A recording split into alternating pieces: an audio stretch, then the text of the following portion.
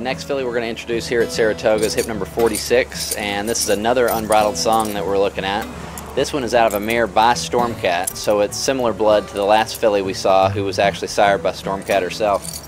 And this filly is one that's got a beautiful second dam. I mean, very strong pedigree in the second dam. The first dam is relatively unproven. She's a very young mare, hasn't had a lot of foals, so her mother's an unproven commodity.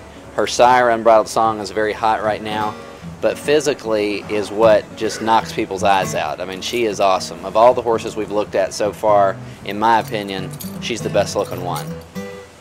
She just stands out, I mean, from her color, which comes from her sire. He's gray, but she's got more of her maternal grandfather's body, Stormcat, which is just a little bit more compact, but great balance. Beautiful neck and shoulder, great hip, good hind leg.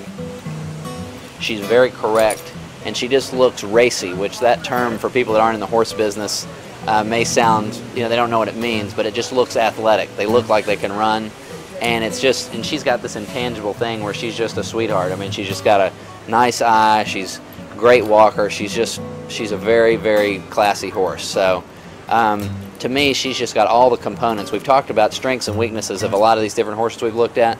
To me, she's the closest thing to having the whole package that we've seen. Now, whether that'll translate to the most money in the sales ring is yet to be determined, but if it was just my money I was spending, this is the filly I would buy.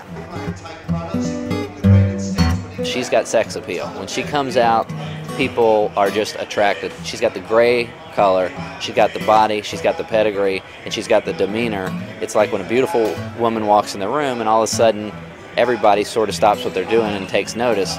That's the effect you have when this filly walks out of the stall and they see her for the first time. That first impression is, wow, you know, I want that horse.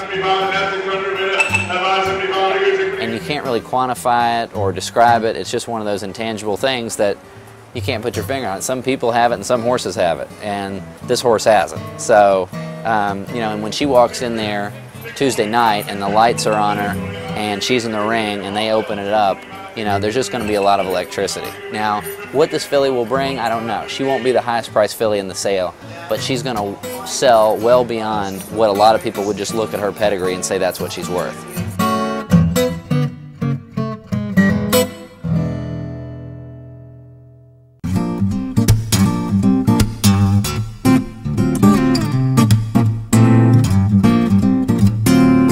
Here at the sales at Saratoga with hip number 57. Over my shoulder here, she's a chestnut filly by King Mambo out of Sweet and Ready. She sells the first night, Tuesday night.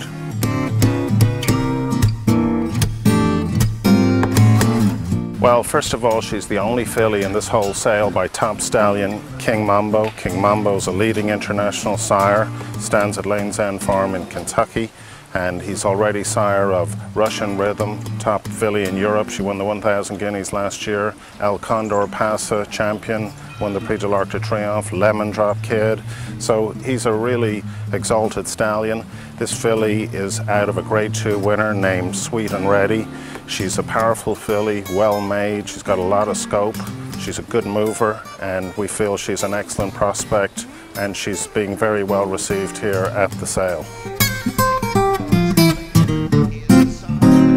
I think this is a special filly. She's a good size, mature, well-made filly. She's well balanced, she's correct, she's a particularly good mover. She's got a nice disposition. She's all business when she comes out. You ask her to walk, she's ready to go with you. She's stepping right out, and she gives us the feeling that she's a forward-moving filly with a lot of potential.